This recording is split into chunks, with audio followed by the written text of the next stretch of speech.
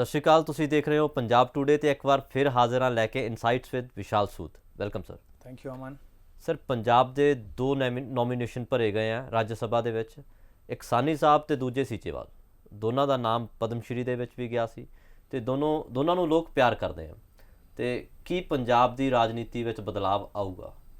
ਦੇਖੋ, ਪੰਜਾਬ ਦੀ ਰਾਜਨੀਤੀ ਵਿੱਚ ਬਦਲਾਵ ਇਹਨਾਂ ਦੋ ਲੋਕਾਂ ਦੀ ਨੋਮੀਨੇਸ਼ਨ ਨਾਲ ਆਏਗਾ, ਇਹ ਕਹਿਣਾ ਤੇ ਥੋੜਾ ਟਫ ਹੈ, but it's a good start. ਇਹੋ ਜਿਹੇ ਲੋਕੀ ਜੇ ਪੰਜਾਬ ਨੂੰ ਰਿਪਰੈਜ਼ੈਂਟ ਕਰਨ, ਜਿਹੜੇ ਲੋਕੀ ਪੋਜ਼ਿਟਿਵ ਚੀਜ਼ਾਂ ਲਈ ਜਾਣੇ ਜਾਂਦੇ ਨੇ। ਆਪਾਂ ਹਰ ਵਾਰੀ ਕਿਸ ਚੀਜ਼ ਦੀ ਚਿੰਤਾ ਜਤਾਉਂਦੇ, ਪੰਜਾਬ ਟੁਡੇ ਤੇ ਸਾਨੂੰ ਚਿੰਤਾ ਹੈ ਕਿ ਅਨਫੋਰਚੂਨੇਟਲੀ ਪਿਛਲੇ ਕੁਝ ਟਾਈਮ ਤੋਂ ਪੰਜਾਬ ਬਹੁਤ ਸਾਰੀ ਨੈਗੇਟਿਵ ਚੀਜ਼ਾਂ ਲਈ ਜ਼ਿਆਦਾ ਜਾਣਿਆ ਜਾਂਦਾ ਰਾਦਰ ਦੈਨ ਪੋਜ਼ਿਟਿਵ ਥਿੰਗਸ। ਜੀ, ਇੱਕ ਟਾਈਮ ਸੀ ਕਿ Punjab was the contributor in everything positive, whether it was our national security, whether it was agriculture, whether it was industriousness of our people, ਉਹ ਸਾਰੀਆਂ ਚੀਜ਼ਾਂ ਲਈ ਅਸੀਂ ਜਾਣੇ ਜਾਂਦੇ ਸੀ। ਤੇ ਅੱਜ ਅੱਜ ਲਾਅ ਐਂਡ ਆਰਡਰ, ਨਸ਼ਾ, ਇਹ ਸਾਰੀਆਂ ਚੀਜ਼ਾਂ ਦੇ ਵਿੱਚ ਜ਼ਿਆਦਾ ਪੰਜਾਬ ਦਾ ਨਾਮ ਆਉਣਾ ਸ਼ੁਰੂ ਹੋ ਗਿਆ। ਅਨਰੈਸਟ, ਸੋਸ਼ਲ ਅਨਰੈਸਟ, ਕਮਿਊਨਲ ਡਿਸਹਾਰਮਨੀ, ਇਹਨਾਂ ਚੀਜ਼ਾਂ ਤੋਂ ਹਟਣਾ ਚਾਹੀਦਾ। ਤੇ ਉਹਦੇ ਲਈ ਉਹ ਤਾਂ ਹੀ ਹੋਏਗਾ ਜਦੋਂ ਸਾਨੂੰ ਜਿਹੜੇ ਲੋਕੀ ਰਿਪਰੈਜ਼ੈਂਟ ਕਰਦੇ ਨੇ ਉਹਨਾਂ ਦੀ ਉਹ ਕਿਸ ਬੈਕਗਰਾਊਂਡ ਦੇ ਨੇ। ਜੀ, ਸੀਚੇਵਾਲ ਸਾਹਿਬ ਨੂੰ ਪਦਮ ਸ਼੍ਰੀ ਮਿਲਿਆ ਸੀ, ਉਹਨਾਂ ਨੂੰ ਇਨਵਾਇਰਮੈਂਟ ਬਾਬਾ ਵੀ ਕਿਹਾ ਜਾਂਦਾ ਹੈ। ਉਹਨਾਂ ਨੇ ਜੋ ਇਨਵਾਇਰਮੈਂਟ ਲਈ ਕੀਤਾ ਉਹ ਕਾਬਲੇ ਤਾਰੀਫ ਹੈ। ਦੁਨੀਆ ਦਾ ਸਭ ਤੋਂ ਵੱਡਾ ਰਿਸਕ ਕੀ ਹੈ? Environmental risk. ਉਹ ਉਹਦੇ ਵਿੱਚ ਕੰਟਰੀਬਿਊਟ ਕਰ ਰਹੇ ਨੇ। ਅਸੀਂ ਕਈ ਵਾਰੀ ਗਿਣ ਨਹੀਂ ਪਾਉਂਦੇ। ਆਪਾਂ ਡਾਕਟਰਾਂ ਦਾ ਤਾਂ ਗਿਣ ਲੈਂਦੇ, ਉਹਨਾਂ ਨੇ ਕਿੰਨੀਆਂ ਜਾਨਾਂ ਬਚਾਈਆਂ, ਪਰ ਉਹਨਾਂ ਨੇ ਆਪਣੇ ਇੱਕ ਜਿਹੜੇ ਇਕੋਲੋਜੀਕਲ ਐਫਰਟ ਦੇ ਨਾਲ ਕਿੰਨੇ ਲੋਕਾਂ ਦੀ ਜਾਨ ਬਚਾਈ, ਕਿੰਨਿਆਂ ਨੂੰ ਕਿੰਨੀਆਂ ਬਿਮਾਰੀਆਂ ਤੋਂ ਬਚਾਇਆ, ਕਾਊਂਟ ਕਰਨਾ ਮੁਸ਼ਕਿਲ ਹੈ।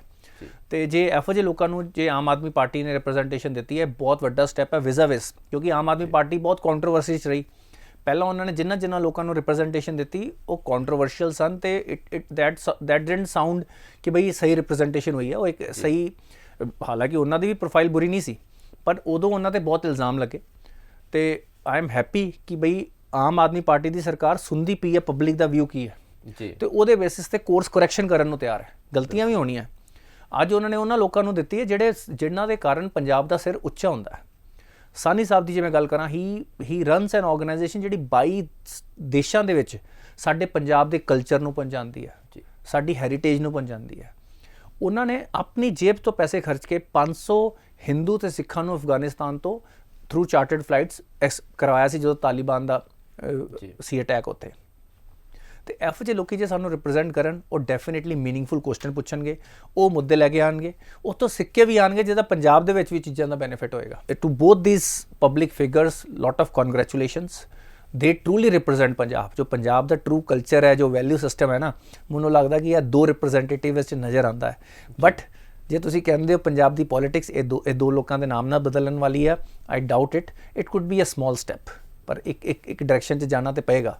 ਜੀ ਬਿਲਕੁਲ, ਜਿਵੇਂ ਅਸੀਂ ਪੰਜਾਬ ਟੂਡੇ ਤੇ ਹਰ ਵਾਰ ਗੱਲ ਕਰਦੇ ਹਾਂ ਕਿ ਪੰਜਾਬ ਦੇ ਅਸਲ ਮੁੱਦਿਆਂ ਦੀ ਗੱਲ ਕਰਨੀ ਪੈਣੀ ਹੈ ਤੇ ਉਮੀਦ ਹੈ ਕਿ ਇਹ ਦੋ ਰਿਪਰੈਜ਼ੈਂਟੇਟਿਵ ਸਾਡੇ ਪੰਜਾਬ ਦੇ ਮੁੱਦਿਆਂ ਨੂੰ ਰਾਜ ਸਭਾ ਚੱਕਣਗੇ। ਸਰ, ਪੰਜਾਬ ਦੇ ਵਿੱਚ ਪਿਛਲੇ ਕੁਝ ਦਿਨਾਂ ਜੋ ਕੁਝ ਹੋਇਆ ਉਹ ਸਾਥੋਂ ਲੁਕਿਆ ਨਹੀਂ ਹੈ। ਕ੍ਰਾਈਮ ਇੰਨਾ ਵੱਧ ਗਿਆ ਹੈ, law and order the situation ਕਿੰਨੀ ਖਰਾਬ ਹੋ ਗਈ ਹੈ।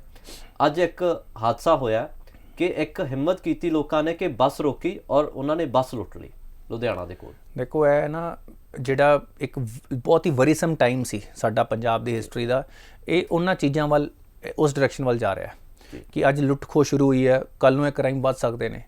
ਇਹ ਇੱਕ ਮਾਮਲੇ ਵਿੱਚ ਆਮ ਆਦਮੀ ਪਾਰਟੀ ਦੀ ਸਰਕਾਰ ਨੂੰ ਬਿਲਕੁਲ ਅਲਰਟ ਹੋਣ ਦੀ ਲੋੜ ਹੈ। ਇਸ ਮਾਮਲੇ 'ਚੋਂ ਬਿਲਕੁਲ ਫੇਲੀਅਰ ਰਹੀ ਹੈ ਜੀ। ਉਹਨਾਂ ਨੇ ਲਾਅ ਐਂਡ ਆਰਡਰ ਸਮਹਾਉ ਮੈਨੇਜ ਨਹੀਂ ਕਰ ਪਾ ਰਹੇ, ਜਾਂ ਉਹਨਾਂ ਦੇ ਲੋਕਾਂ ਦਾ ਐਕਸਪੀਰੀਅੰਸ ਨਹੀਂ ਹੈ। ਜਦ ਉਹਨਾਂ ਕੋਲ ਐਕਸਪੀਰੀਅੰਸਡ ਇੱਕ ਐਕਸ IPS ਆਫਿਸਰ ਜਿਹਦੀ ਇਮਾਨਦਾਰੀ ਦੀ ਲੋਕੀ ਸਹੁੰ ਖਾਂਦੇ ਨੇ, ਜੇ ਇਹੋ ਜਿਹੇ ਐਕਸਪੀਰੀਅੰਸ ਵਾਲੇ ਲੋਕੀ ਇਨਵੋਲਵ ਨੇ, ਉਹਨਾਂ ਨੂੰ ਤੁਸੀਂ ਟਿਕਟ ਦਿੱਤੀ, ਉਹਨਾਂ ਨੂੰ ਤੁਸੀਂ ਲਿਆਂਦਾ ਕਿਉਂ? ਜੀ, ਉਹਨਾਂ ਨੂੰ ਤੁਸੀਂ MLA ਕਿਉਂ ਬਣਾਇਆ? ਉਹਨਾਂ ਦੀ ਕਿਹੜੇ ਸਕਿੱਲ ਤੁਸੀਂ ਯੂਜ਼ ਕਰਦੇ ਪਏ ਹੋ? ਇਹ ਸਵਾਲ ਸਾਡੇ CM ਨੂੰ ਦੇਣਾ ਪਏਗਾ ਉਸ ਚੀਜ਼ ਦਾ ਜਵਾਬ ਕਿ ਬਈ ਕਾਹਦੇ ਲਈ ਉਹਨਾਂ ਨੂੰ ਤੁਸੀਂ ਰੱਖਿਆ। ਉਹਨਾਂ ਦਾ ਐਕਸਪੀਰੀਅੰਸ ਹੈ, ਉਹ ਬੰਦਾ ਜਿਹੜਾ ਐਕਸਪੀਰੀਅੰਸ ਹੁੰਦਾ ਉਹਨੂੰ ਐਂਟੀਸਪੇਟ ਕਰ ਸਕਦਾ। ਹੁਣ ਚੀਫ ਮਿਨਿਸਟਰ ਨੇ ਆਪਣੇ ਕੋਲ ਹੋਮ ਮਿਨਿਸਟਰੀ ਰੱਖੀ ਹੈ, ਚੀਫ ਮਿਨਿਸਟਰ ਕੋਲ 10 ਕੰਮ ਹੋਰ ਹੁੰਦੇ ਨੇ।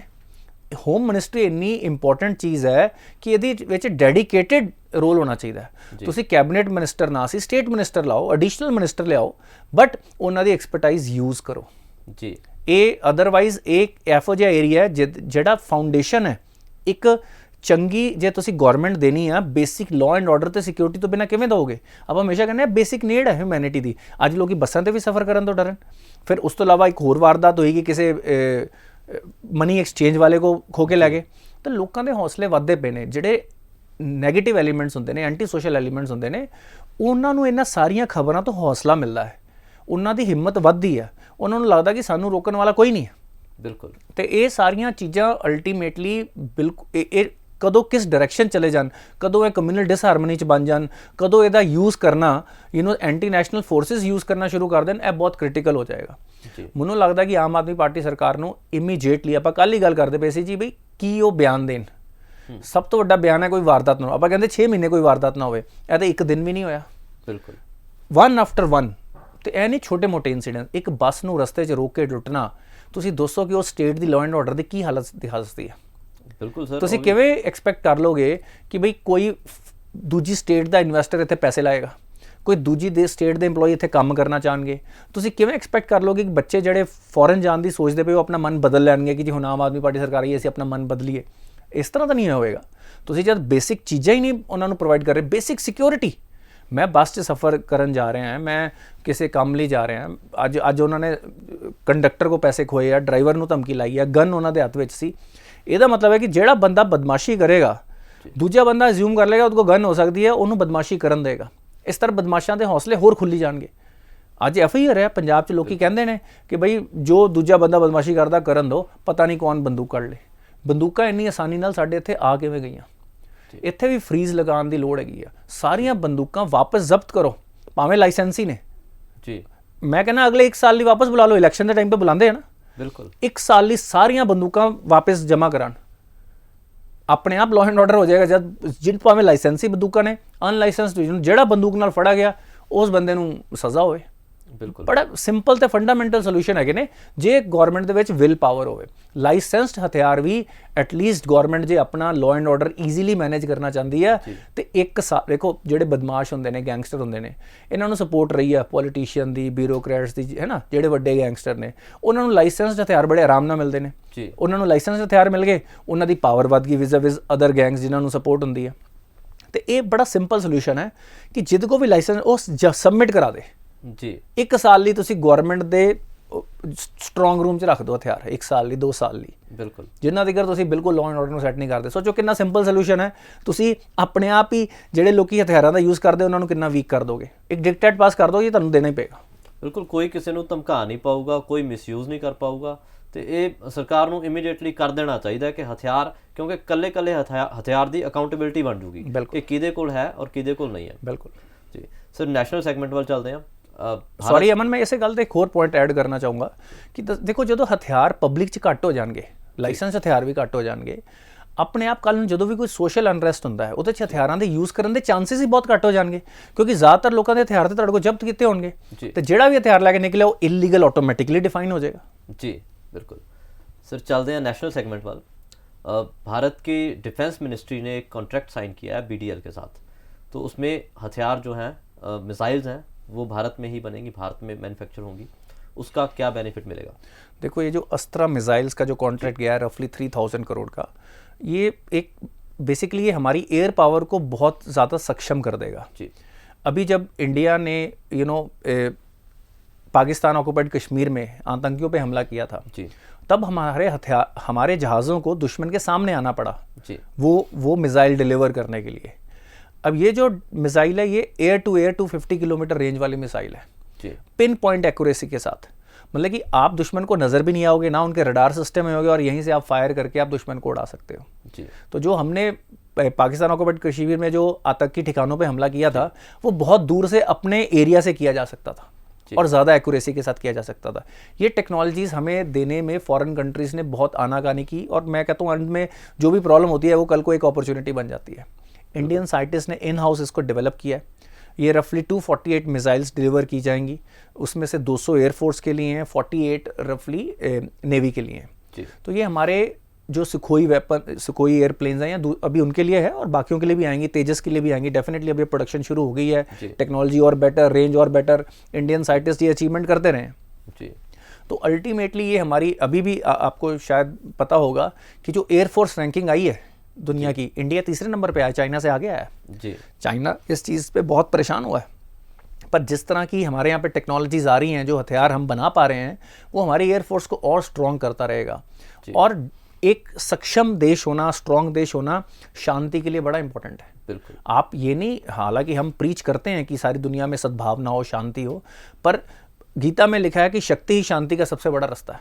जी। अगर आप पावरफुल हो तो कोई आपसे पंगे नहीं लेगा, जी। राइट। आपके इकोनॉमिक इंटरेस्ट सिक्योर रहेंगे, इकोनॉमिक इंटरेस्ट सिक्योर रहेंगे तो लोग आपके यहाँ पे और इन्वेस्टमेंट करेंगे। बिल्कुल। तो ये मिसाइल को एक वॉर की चीज ना समझी जाए, जी। इसको शांति और प्रोग्रेस का चीज समझी जाए। जी। और इंडिया को जो भी और फ्रेंडली कंट्रीज हैं उनको भी ऐसे ही स्ट्रांग करना चाहिए, चाहे वो वियतनाम है, फिलीपींस है, जो भी जहाँ पे भी कॉन्फ्लिक्ट, जहाँ पे बड़े देश दूसरे छोटे देशों को के ऊपर एग्रेसिव हो रहे हैं, तो इंडिया को उनको भी स्ट्रेंथन अपने इन हथियारों से करना चाहिए। जी बिल्कुल, जितनी हम मजबूती लाएंगे उतना ही विकास में हम भागीदार बनेंगे। Absolutely. Sir, Indus water treaty पे बात हुई है, पिछले 2 दिन में मीटिंग्स हुई हैं और पावर प्रोजेक्ट पे भी बात हुई, उसका क्या नतीजा निकलेगा सर? देखो, स्टेटस को तो चल ही रहा है और यही कह रहे हैं कि बड़े अच्छे तरीके से बातचीत हुई है। पाकिस्तान ये ऑब्जेक्ट कर रहा है जो हम पावर प्लांट्स बना रहे हैं वेस्टर्न रिवर्स में। जी। अब इंडिया आज़ादी के बाद से जो इंडिया का राइट बनता था वाटर का, वो इंडिया कंज्यूम नहीं कर रहा था, वो फ्रीली पाकिस्तान में जाने दे रहा था। जी। आज इंडिया की need because of pollution, because of population density बढ़ी है, तो इंडिया का पूरा अधिकार बनता है वो पानी को अपने तरीके से यूज़ कर पाए। जी। राइट। और इंडिया को अपने देश की पॉपुलेशन के बारे में पहले सोचना है। ऑफ कोर्स पाकिस्तान के लोगों को तकलीफ ना हो, but at the same time जो हमारा जब आज़ादी के टाइम पे जो वाटर की डिस्ट्रीब्यूशन के जो हुए थे कॉन्ट्रैक्ट साइन, उसके अकॉर्डिंग हम अपना 80% पानी नहीं ले रहे हैं जी। जो हम फ्रीली पाकिस्तान में जाने दे रहे हैं। तो अब आज जब हमारी नीड बढ़ी है तो हमारा पूरा अधिकार बनता है। पाकिस्तान ऑफ कोर्स ऑब्जेक्ट करेगा, पर हमें तर्क से एज पर दी रूल्स, एज हमें उसके हिसाब से चलना है। इंडिया इज एक रूल वाला नेशन है, इट्स नॉट अनलाइक पाकिस्तान, एक रूल वाला नेशन है। तो हमने जो ट्रीटी साइन की हैं हम उसके लिए जिम्मेदार हैं, पर उस ट्रीटी होने के बावजूद जो प्रीवियस इंडियन गवर्नमेंट्स थी उन्होंने वो पानी पाकिस्तान में जाने दिया। शायद हम उसको यूज़ नहीं कर पा रहे थे या हमें नीड नहीं थी, पर आज अगर उसकी नीड फील होती है तो इंडिया का पूरा अधिकार बनता है कि उस पानी को वो इंडिया के सिटीजन्स के लिए यूज़ कर पाए, और ये बात पाकिस्तान को भी समझनी चाहिए। जी बिल्कुल सर। प्रशांत किशोर की चर्चा कर रहे थे हम कुछ दिन पहले भी। प्रशांत किशोर ने हाथ जोड़ के कांग्रेस को मना किया, तो उन्होंने कहा कि भाई कांग्रेस ने मेरा रिकॉर्ड तोड़ दिया तो मैं कांग्रेस के साथ अभी काम नहीं कर पाऊंगा। देखो, प्रशांत किशोर की पॉलिटिकल एम्बिशंस जग जाहिर हो गई हैं जी। अब वो बार बार, और मीडिया उनको महत्व भी बहुत देता है। जी। राइट। उन्होंने कुछ सक्सेस अचीव किए हैं और आज एक उनका ब्रांड है एज अ इलेक्टोरल स्ट्रेटेजिस्ट। जी। He is a number driven guy, पर इलेक्शन जीतना अलग है। आपने जब एक बार बोल दिया जी कांग्रेस के साथ नहीं हूँ, उनकी भाषा में आप तब्दीली देखिए। एक टाइम पे वो ये बोल रहे थे कि कांग्रेस के लोग बहुत बड़े हैं जी। वो मेरे को मौका देंगे, पर मैं इस बार नहीं जुड़ रहा हूँ। बिल्कुल। आज वो ह्यूमिलिटी उनकी चली गई है। आज वो ये कह रहे हैं कि कांग्रेस तो मेरे खुद तो फेल होगा, मेरे को भी फेल करवाएगा। बिल्कुल। आज वो अचानक पिछले 15-20 दिन में ही वो कांग्रेस से भी बड़े हो गए। जी। तो इस वक्त उनके अंदर की एक पॉलिटिकल एम्बिशंस जागी हुई हैं और वो ही is trying to seek partners. पर एक बंदा जो डाटा एनालाइज करता है और एक जो इलेक्टोरल पॉलिटिक्स है, बड़ी अलग चीज़ें हैं। वो कैंपेन तो मैनेज कर सकते हैं, पर क्या वो लोगों को अपने साथ जोड़ सकते हैं? ऑफ कोर्स उनकी सर्टन पॉजिटिव भी हैं, उनकी एक यूथ अपील है, उनका एक नाम बना हुआ है जी। पर मेरे को आज तक उनकी बातों से कोई भी इंडिया के लिए विजन नज़र नहीं आई। जी। He is saying I am pro this and anti this, but he has not defined his own vision. वो इस वक्त क्या कर रहे हैं, वो एक पॉलिटिकल पार्टी ढूंढ रहे हैं अपनी कैलकुलेशन के हिसाब से, जिसको वो राइड करके वहाँ पे वो प्रोमिनेंट फेस बन पाए। कांग्रेस में उनको लगा कि मैं एक प्रपोजल देके कोशिश करता हूँ, शायद एक कांग्रेस की बागडोर मेरे हाथ में संभाल लें, पर वो कांग्रेस और के नेताओं ने या उन गांधी फैमिली ने नहीं होने दिया। तो इसलिए वो अब आज मेरे को ये लगता है उनकी सारी बातों से कि वो एक पार्टी ढूंढ रहे हैं जहाँ पे जो इस वक्त मेन लीडर है वो ये बोले कि भाई प्रशांत जी अब आप संभालोगे सारा कुछ। जी। अब देखते हैं उनको ये चीज़ मिलती है। आज तक तो हमने किसी नेता को अपने हाथ की पावर ऐसे देते देखा नहीं है, पर may be he will find something. और अगर उनमें हिम्मत है और अगर उनमें विल पावर है तो वो अपनी पार्टी भी शुरू कर सकते हैं। जी बिल्कुल, चर्चा यही थी कि अपनी पार्टी शुरू कर सकते हैं। और कुछ टाइम पहले नवजोत सिंह सिद्धू से भी उनकी मुलाकात हुई थी और वो अनफॉर्चुनेटली वो जेल में है। और देखते हैं आगे आगे क्या होता है भारत की पॉलिटिक्स में। सर, एक भारत और चाइना की भी मीटिंग हुई, लद्दाख के मुद्दे पे बात हुई और सिचुएशन को नॉर्मलाइज करने की कोशिश है। देखो, ये जो मीटिंग्स है, जो कमांडर लेवल की मीटिंग्स हैं, ये रेगुलरली वहाँ पे चल रही हैं। ये थोड़ी सी अहेड ऑफ टाइम उन्होंने की है कि जहाँ जहाँ पे भी फ्रिक्शन के पॉइंट हैं, जहाँ जहाँ पे भी लड़ाई या कॉन्फ्लिक्ट आने के चांसेस हैं, उसको कैसे नॉर्मलाइज किया जाए। इंडिया की कंडीशन बिल्कुल क्लियर और फेयर है कि आप जो आपने एस्केलेशन की है बॉर्डर पे इंफ्रास्ट्रक्चर में, चाहे वो हथियारों की हो, चाहे वो आपकी आर्मी की हो, आप उसको वापस लेके जाइए। You take it to 2019 levels, तभी आपकी सिंसेरिटी दिखेगी। अदरवाइज चाइना की स्ट्रेटजी हमेशा ये रही है, पब्लिकली बोलते रहो जी हम शांति चाह रहे हैं, राइट, हम बात करना चाह रहे हैं, पर कोई भी ग्राउंड लेवल पे कोई भी वो कंसेशन नहीं देते हैं। और फॉर्चुनेटली आज आई एम हैप्पी कि भाई इंडियन गवर्नमेंट उनकी स्ट्रेटजी को समझ के उनकी सिर्फ बातों में नहीं आ रही है और उनसे कॉन्क्रीट डिमांड रख रही है। चाहे वो, और it is entire nation concept of India चल रही है कि आप ये नहीं है कि आप मेरे से इकोनॉमिक टाइज करते रहो, आप मेरे यहाँ पे इंपोर्ट करते रहो और आप बॉर्डर की सिचुएशन को ऐसे रहने देंगे।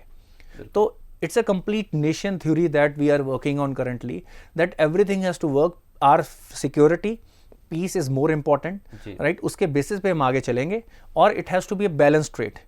अभी थोड़े दिन पहले ये खबर आई थी, ये मतलब ये नंबर्स आए थे कि USA has now become the number 1 trade partner, और आप देखेंगे कि वहाँ पे हमारे एक्सपोर्ट ज़्यादा हैं। चाइना से जब हम बिजनेस कर रहे हैं हमारे इंपोर्ट ज़्यादा हैं। तो इंडिया को ये जो बैलेंस ऑफ ट्रेड है, आज इंडिया की ज़रूरत है चाइना को, उनके डोमेस्टिक बिजनेस को, उनकी इकॉनमी बहुत स्लो रेट पे ग्रो कर रही है, तो उनको आज इंडिया की ज़रूरत है। तो इंडिया को भी अपने इकोनॉमिक पावर को, जो इंडिया का इस वक्त एक जियोपॉलिटिकली जो इम्प्रूवमेंट हुई है, इंडिया की जो इन्फ्लुएंस का जो बड़ा है, उसका एडवांटेज लेना चाहिए। और शांति इसी में है। जो हम अपील कर रहे हैं उसमें ऐसा नहीं है कि चाइना का नुकसान है। हम कल भी बात कर रहे थे कि ये जो चाइना की हेजेमोनिक माइंडसेट है, ये चाइना की ग्रोथ पे ब्रेक लगा देगा। बिल्कुल। आज उनके कुछ लीडर्स की ईगो या उनकी जो पॉलिटिकल पार्टी का जो मैंडेट है कि भाई चाइना को वर्ल्ड सुपर पावर बनाना है, आप सुपर पावर बनिए पॉजिटिव रीजन से, आप अग्रेसिव होके नहीं, आप पूरे ट्रेड का इम्बैलेंस करके नहीं, दूसरे देश में गरीबी बढ़ा के नहीं, दूसरे देश के साथ बायोकेमिकल वॉर गेम्स खेल के नहीं आप इकोनॉमिक पावर बन सकते। Everyone is smart enough. तो मेरे को लगता है कि ये it is one of the another round of talks जो हर रेगुलरली होते जा रहे हैं। इसका रिजल्ट तभी आएगा जब सीनियर लेवल पे, उनके प्रीमियर या प्रेसिडेंट लेवल पे ये डिस्कशन हो कि अब हम इसको डी एस्केलेट करेंगे और हम अपने सोल्जर्स को यहाँ से जो बॉर्डर के पास हमने बाद में तैनात किए हैं उनको हटा रहे हैं। जी, शुक्रिया सर इस मीनिंगफुल डिस्कशन के लिए। इस तरह की और इनसाइट्स लेके आते रहेंगे, देश दुनिया के बड़े मुद्दों पे बात करते रहेंगे। देखते रहिए insights with Vishal Sood on Punjab today.